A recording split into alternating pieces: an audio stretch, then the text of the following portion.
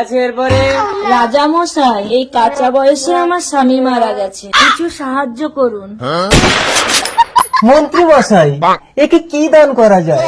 রাজা মশাই, অর্থহীনকে অর্থদান, ভূমিহীনকে ভূমি দান, আর স্বামীহীনকে স্বামী দান করতে হয়।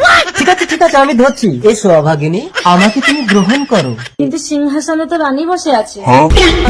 আরে একটু ম্যানেজ করো। এই সরে বসো তো, ওকে একটু বসতে দাও। কে আছে এরপরে?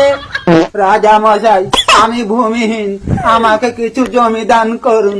মন্ত্রী মশাই, ওই বুড়োকে হিমালয় থেকে 1 বিঘা জমি দান করে দাও। যথা আজ্ঞা মহারাজ। 1 বিঘে জমি নিয়ে আমি কি ঘাস ছিঁড়ব? মন্ত্রী মশাই, ওই বুড়োকে হিমালয় পাহাড়ে নিয়ে যাও। এ যতদূর বেয়ে উঠতে পারবে ততটা জমি এই বুড়োকে দিয়ে দেবে। ঠিক আছে রাজা মশাই।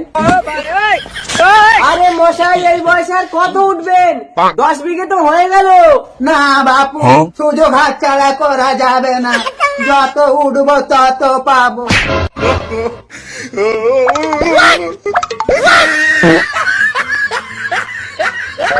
ও মশাই, যা মরে গেল, এবার জমি কে নেবে? হে ভগবান, মহারাজের জয় হোক।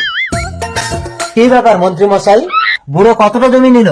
না রাজা মশাই, 3.5 হাতের বেশি নিতেই পারেন। তার মানে বুড়ো ফটকে গেছে।